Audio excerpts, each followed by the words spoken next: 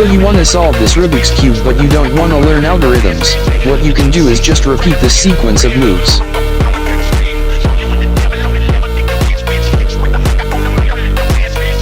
And it will be solved eventually. This is definitely capitalism. You see